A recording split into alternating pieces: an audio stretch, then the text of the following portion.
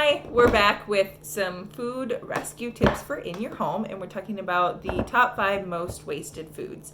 Number 5 on the list was apples. There's a lot of things that you can do with apples, and even a not so good looking one. In fact, I just found this very sad looking specimen in my refrigerator that looks like it just doesn't have any life left in it, but there's something we can do with it. This is an apple that someone in my household cut off a chunk and then just put the rest in there.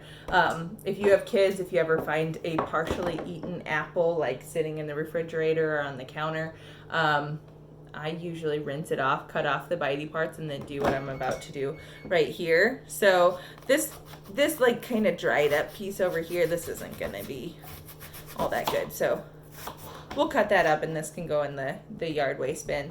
And there was a part over here that was a little black that got cut out earlier.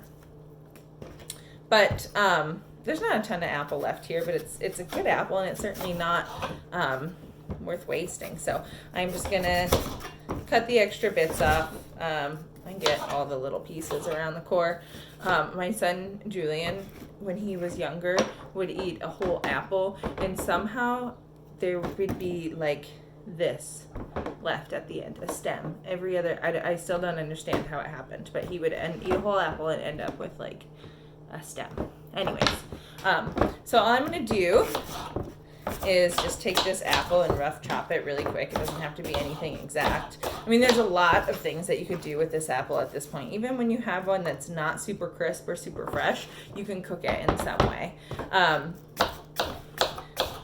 Mealy apples are a little harder to deal with because even when you cook those down, they just don't have the texture that you want. But what I'm going to do with this is just like put it in a little container. Hopefully it all fits in here. We can make it fit. And I'm going to pop it in the freezer. And we make smoothies all the time, almost every day. I'm going to have to eat some of this. But apples are a good thing to add to your smoothies. No matter what I add to them, I kind of like to freeze the fruit first so that it comes through a little bit better. We can get these all in here. We'll just smush it. It'll be fine. Can it happen? We did it. Okay.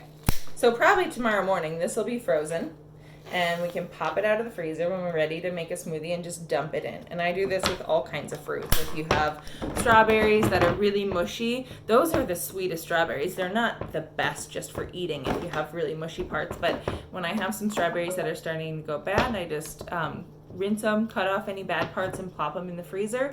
They can go, I have whole stacks of stuff in the freezer of just things that I've set aside specifically to throw in a smoothie when we're ready to make one.